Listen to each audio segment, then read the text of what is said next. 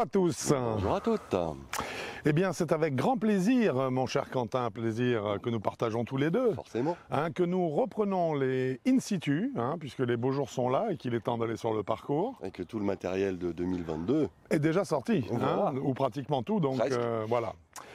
Donc un numéro d'In situ qui a pour but de vous faire économiser quelques points qui sont perdus sur le parcours, non pas pour des raisons techniques spécifiques au manque de connaissances pour réaliser tel ou tel coup, une sortie de bunker, un drive ou autre, non, qui sont tout simplement des fautes d'attention ou d'organisation et qui à l'arrivée par contre effectivement se comptent sur la carte de score. Voilà. On est bien d'accord? Tout à fait. Donc nous allons tracer 4 ou 5 attitudes ensemble et vous amener à comprendre que vous devez vraiment faire attention à un certain nombre de points, de façon à ne pas être pollué dans votre jeu, ni non plus de subir en fait des choix qui ne seront pas forcément les meilleurs. On attaque ça tout de suite.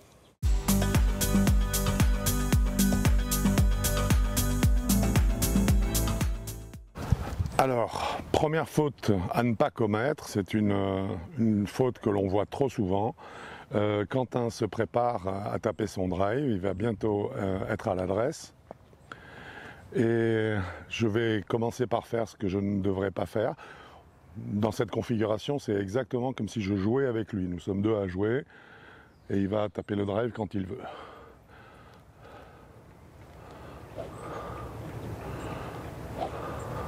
Ok.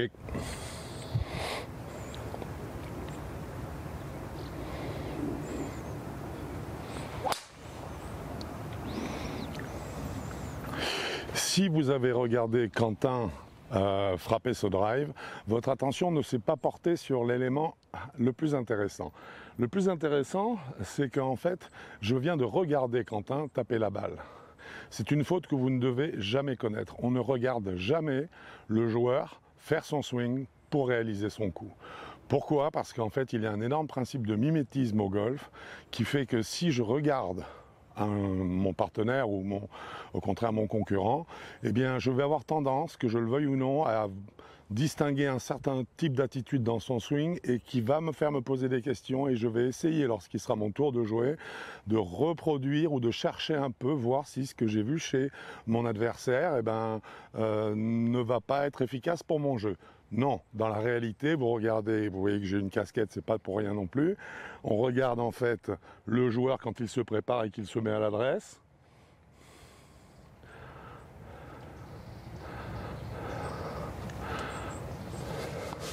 Là, je le regarde parce qu'en fait, il ne réalise pas encore le coup.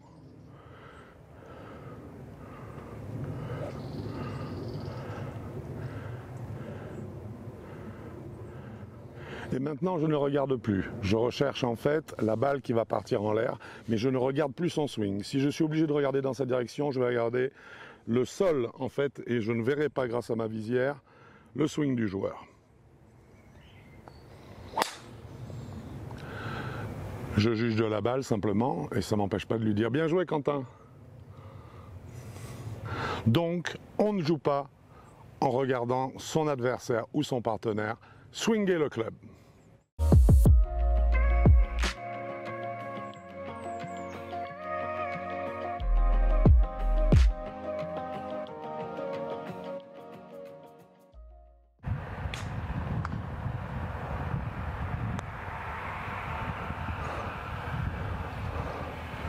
Bien, on va marquer les balles. Quentin, si tu veux finir, vas-y. Bah autant y aller direct. Autant y aller, ça nous fera gagner un peu de temps. Ah! Et voilà, Quentin est tombé dans le piège. Alors c'est pas un piège volontaire pour lui faire perdre un point, bien sûr que non, je m'en voudrais de faire ça à mon Quentin. Mais simplement, ne jouez jamais pour finir si votre partenaire ou votre adversaire vous le propose, même si vous le propose gentiment, non.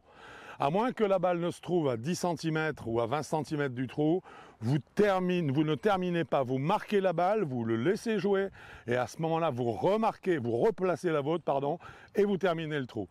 Pourquoi? Parce que sinon, que vous le vouliez ou non, vous allez peter ce putt de 50 cm avec un léger sentiment d'urgence, parce que vous savez que votre adversaire ou partenaire attend pour jouer son coup. Que vous le vouliez ou non, vous ne prendrez pas le temps de faire votre setup et de vérifier que votre chemin soit correct ou que la face de club soit réellement square ou que vous ayez tenu compte d'une micro-pente, et vous allez rater, principalement dans cette configuration. Donc, au putting notamment et surtout, on ne joue pas lorsque c'est pas son tour.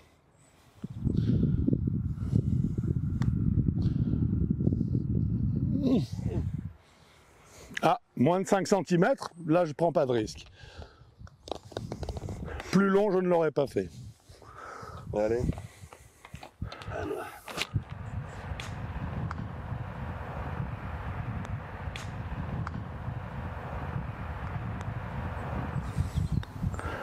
Et voilà, celui-là, elle est réussi. Bien joué, Quentin. Voilà.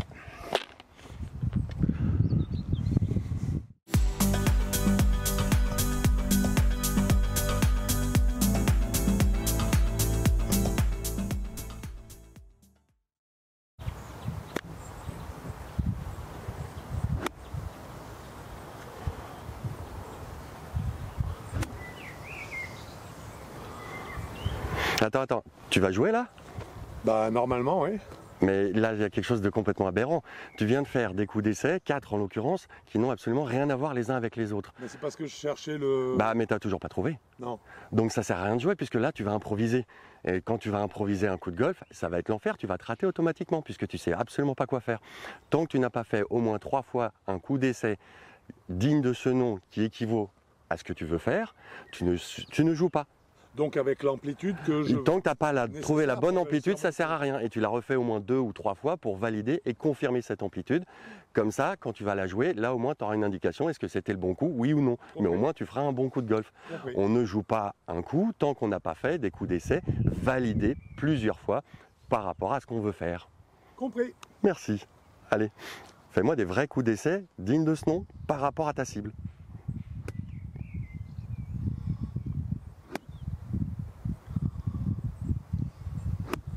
Voilà. Je crois qu'on y est là. Ouais, je pense.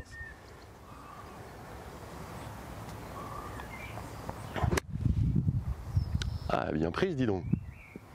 Ah, peut-être un peu fort si tu visais le drapeau du bas, mais au moins, là, tu sais que tu as juste fait un petit peu trop grand, mais le coup est validé à au moins 90% parce que tu as bien touché et tu as fait ce que tu voulais faire.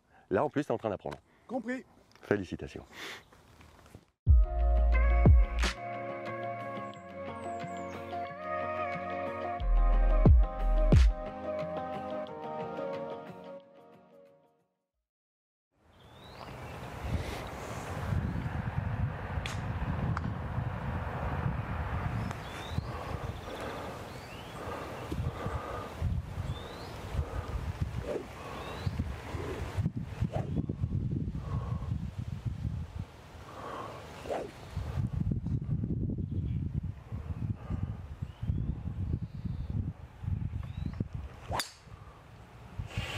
Aïe. Aïe. C'est à gauche. T'en remets une? Ah bah ouais, pas le choix. Hein. Bah provisoire, petite Wilson. Ok, mais dis-moi, non, Quentin. Ouais. Quoi, bah oui, provisoire, t'as raison. Provisoire, ouais. Bien sûr, vas-y, mets la balle sur le tee, mais à mon avis, qu'est-ce que tu es prêt à reprendre le driver, là? Tous les jours. Jamais. On ne reprend jamais le même club lorsqu'on vient de rater un coup et que l'on remet une balle provisoire, même provisoire. Donc Quentin, non. Là, qu'est-ce qu'on fait? Change de club. Eh bien oui, on change de club. Alors pourquoi est-ce qu'on change de club? Pour une raison simple. Changer d'état d'esprit. Tu vas changer ton mindset. Tu ne vas plus essayer de compenser la faute que tu viens de réaliser. C'est comme si tu avais un nouveau coup à jouer. Simplement, tu choisis un club qui va être plus sécurisant. Au lieu de rester dans une spirale de recherche et limite d'échec, eh bien non, tu remets le compteur à zéro, tu prends un club plus facile et tu essaies de la mettre en jeu simplement. Donc, on ne rejoue pas le driver lorsqu'on a mis un premier drive. Dans les choux. Dans les bois, exactement. Je te laisse faire, Quentin.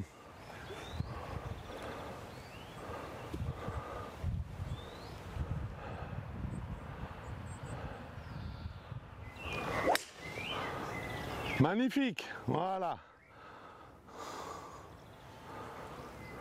Superbe coup de golf. Hop. Yes. Eh oui, eh oui. Voilà un meilleur choix que de reprendre le driver. On est d'accord? On est d'accord. Voilà. Allez, on va trouver un autre endroit où on ne joue pas. Mais on trouve une autre solution.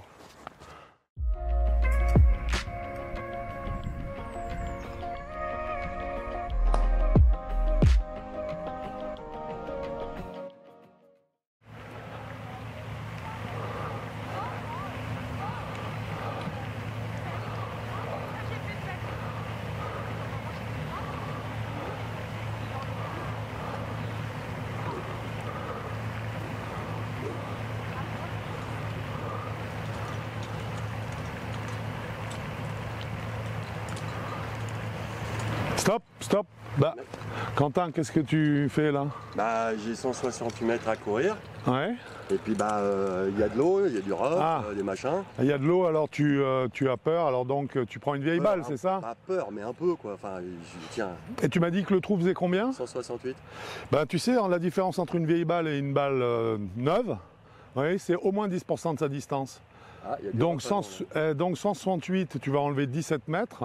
On se retrouve à 151 mètres, voilà. Tu risques pas de toucher l'objectif. Et si l'obstacle d'eau allait jusqu'au green, eh ben ta balle elle serait justement encore dans l'obstacle d'eau, justement parce que tu as pris une mauvaise balle. Alors je préférerais qu'on prenne celle-là, plutôt que et que cette fois-ci, je sois certain que si le coup au moins est juste, la balle ne te pénalise pas. Donc, on ne joue jamais une balle de mauvaise qualité lorsqu'on se trouve au pied d'un obstacle d'eau, devant un obstacle d'eau. On prend une balle de jeu, pas la peine de prendre une balle exceptionnelle, une balle de jeu de la qualité de celle que vous jouez habituellement. Bon, on va voir. Hein.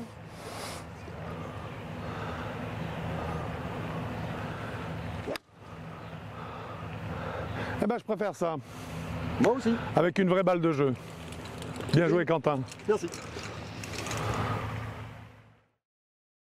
Eh bien, j'espère que ce numéro d'In Situ vous a plu. Exactement, vous a plu. Alors, il est évident que le genre d'attitude qu'on vient de vous proposer, on en a proposé quelques-unes parmi toutes celles. Hein. Oh, il y en a beaucoup. Il y en a beaucoup. Hein.